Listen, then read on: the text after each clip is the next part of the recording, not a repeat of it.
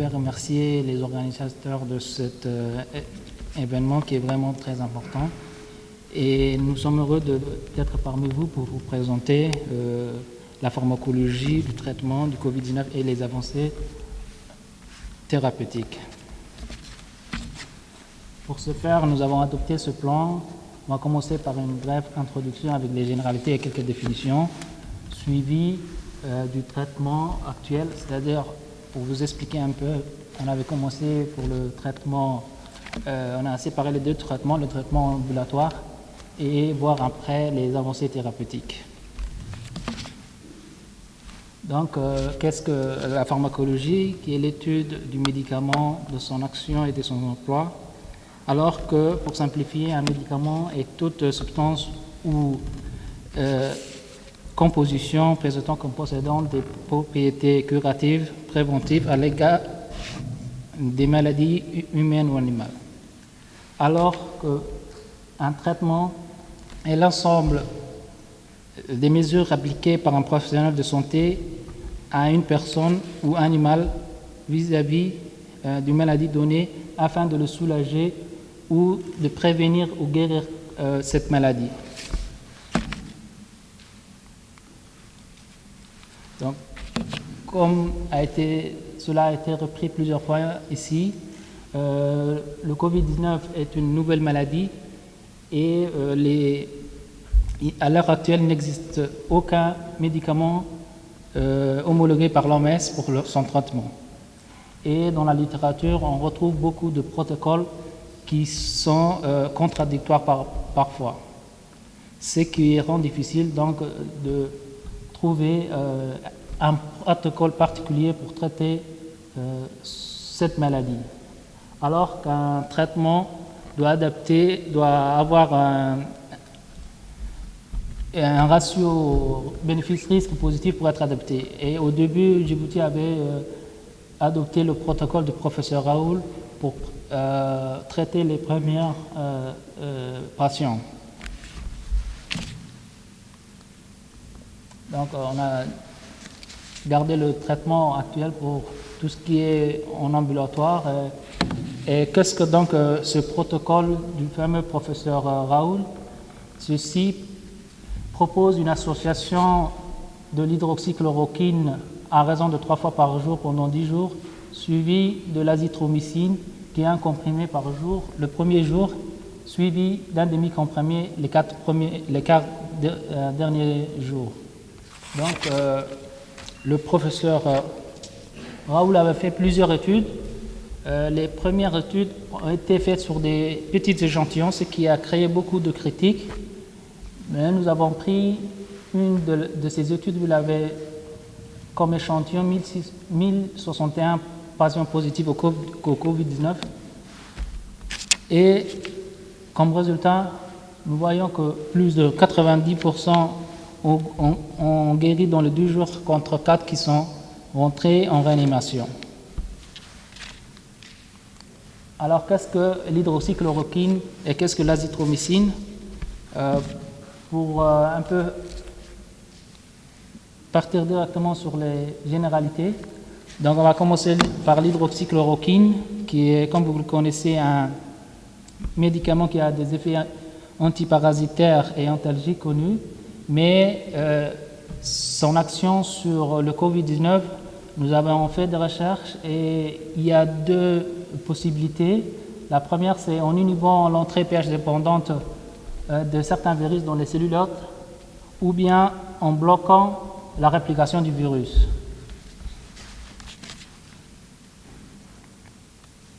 Donc, je ne vais pas revenir sur les indications habituelles de l'hydroxychloroquine dans les polyarthrites rhumatoïdes ou le lupus. Alors que on voit qu'elle est contre-indiquée chez les patients atteints de rhinopathies préexistantes ou les patients ayant une hypersensibilité ou des troubles de rythme cardiaque ou l'enfant de moins de 6 ans.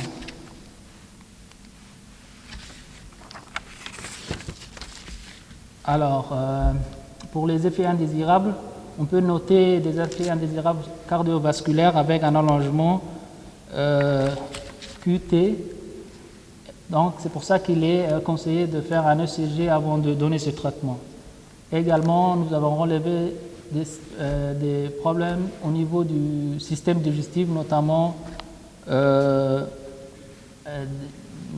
des douleurs abdominales, des vomissements ou de nausées qu'il faudra prévenir le patient. Aussi, on a des troubles, des effets indésirables au niveau endocrinien et métabolique qu'il faudra peut-être rechercher la prise d'antibiotiques. À ce moment-là, il faudra revoir la posologie de ce traitement. Hématologique aussi, effectuer un hémogramme musculo-squelettique et ophtalmique pour le traitement à longue durée.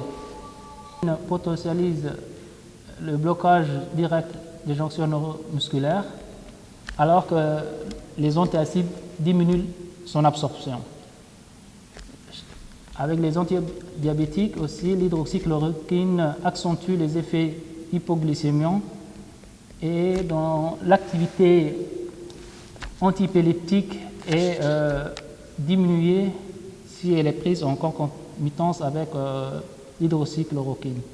Pour tout ce qui est alimentation, on a remarqué que, par exemple, la pamplemousse, l'hydroxychloroquine inhibait le CP3A4 et rehausse ainsi les concentrations plasmatiques de l'hydroxychloroquine.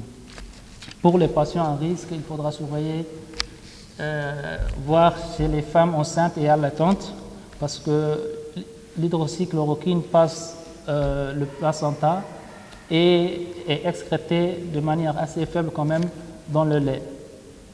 Pour les enfants aussi, donc on avait dit que c'est contre-indiqué pour... On avait dit que c'était contre-indiqué pour les enfants de moins de 6 ans. Et les patients diabétiques et bien sûr les patients âgés avec une insuffisance rénale ou hépatique. Donc, si on passe à la deuxième molécule qui est l'azithromycine, je ne vais pas rappeler quand même toutes ces indications, comme c'est un antibiotique actif sur la plupart des maladies pulmonaires. Il est indiqué habituellement dans les infections bactériennes légères, mais elle est contre-indiquée chez les personnes ayant une hypersensibilité ou l'ictère cholestatique.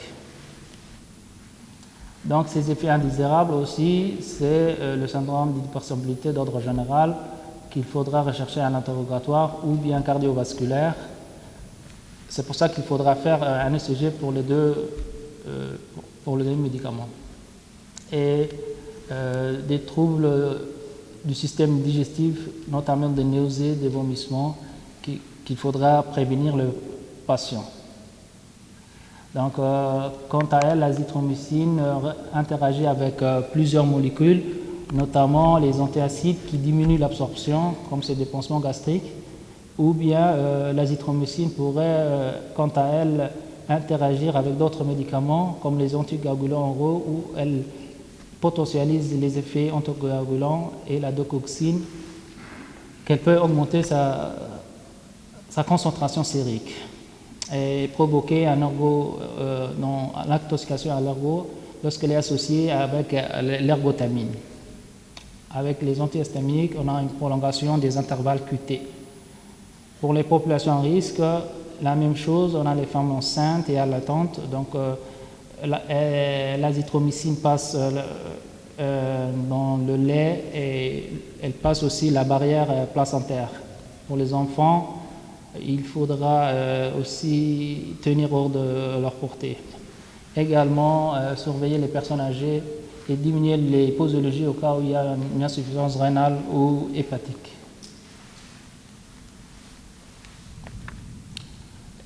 Donc ça, c'est la première partie. Donc, les études ont continué dans le monde et continuent toujours.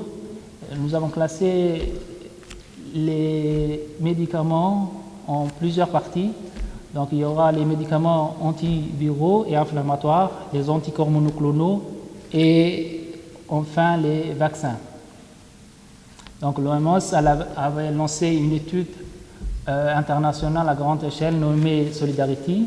Elle avait porté sur plusieurs molécules, vous voyez ici. 5 groupes. Comme on a vu, l'hydroxychloroquine et l'azithromycine. Le Calatra est une association de doses antiviraux par inhibition des protéases virales et habituellement utilisé dans le traitement du VIH et VIH2. Le favipiravir est utilisé aussi dans les grippes. Le remdesivir, qui est un inhibiteur nucléotide qui est efficace sur le VIH et l'Ebola, et la dexaméthasone, un corticoïde qui est utilisé pour les dans l'inflammation. Et enfin, l'interféron bêta-1, qui est un immunomodulateur utilisé dans la sclérose en plaques. Donc, quels sont les résultats qu'on a reçus après cette étude?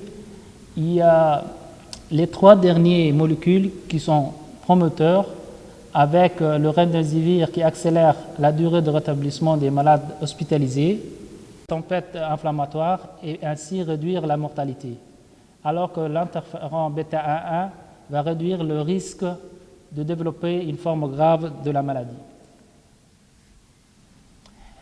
D'autre part, nous allons voir les anticorps monoclonaux qui sont sélectionnés dans le sang de malades guéris ou produits en laboratoire à partir de lignées de cellules spécifiques.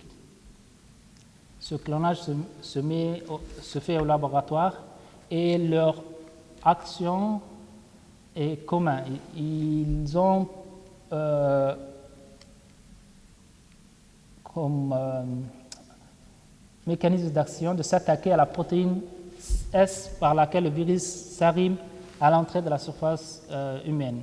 De ce fait, ces outils, les anticorps monoclonaux, seraient des armes de choix contre le SARS-CoV-2. Donc, on a quelques études ici qui nous montrent par exemple qu'en France, l'Institut Pasteur a commencé à sélectionner les anticorps anti-Covid dans le sang des malades guéris, alors que les Américains et les Suisses, ils ont annoncé avoir eu un anticorps monoclonal humain neutralisant et promoteur baptisé le LS309. Et à la même date, les Chinois ont découvert des anticorps neutralisants efficaces. De par ces anticorps monoclonaux et les médicaments qu'on a vus, les vaccins sont très intéressants aussi. Donc, son but, c'est d'exposer le système immunitaire à un antigène donné qui ne causera pas de maladie, mais sera capable de provoquer une réponse immunitaire. Donc, il y a 8 vaccins selon le virus qui peut être atténué ou pas, ou inactivé carrément, ou bien des vecteurs viraux réplicatifs ou non réplicatifs, ou l'acide nucléique, l'ADN ou l'ARN, ou les protéines recombinantes. Donc, les données du COROP du 22 juin 2020 annonçaient qu'il y avait 129 vaccins en phase d'évaluation clinique et 13 candidats vaccins en cours déjà d'évaluation clinique.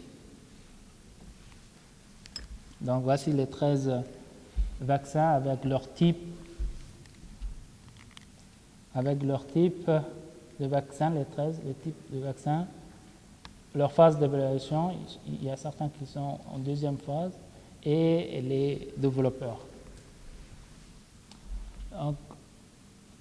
L'OMS a mis en place un mécanisme qui s'appelle le COVAX, qui est un mécanisme pour un accès mondial au vaccin contre le Covid-19. Et 172 pays sont participants et la plus grande diversité de vaccins candidats au monde.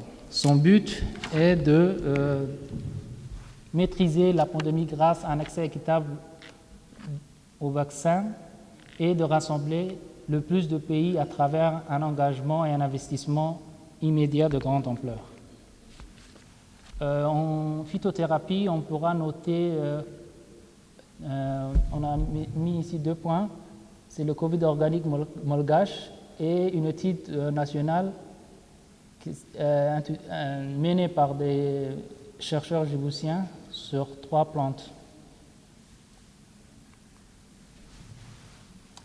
Voilà un schéma de synthèse qui reprend, d'abord vous voyez le cycle de réplication du virus, que je ne vais pas reprendre, qui a été très bien expliqué par Dr Wu. Mais nous allons voir maintenant comment, à ce niveau-là, et si l'hydroxychloroquine ou la chloroquine vont agir à ce niveau-là, ils vont empêcher carrément la pénétration du virus dans la cellule, alors que les antiviraux vont agir à ce niveau, au niveau de la protéase ou de la polymérase, le remdesivir et le l'ipenaravir. Et après, voici comment. Donc, pour conclure, on peut dire que cette pandémie fait rage, mais l'espoir subsiste. Avec toutes ces études, il y a de grandes chances qu'à la fin de cette année, nous puissions avoir une solution définitive. Et à notre échelle, on va respecter les mesures barrières et soulager le plus de patients avec le meilleur protocole possible. Merci pour votre attention.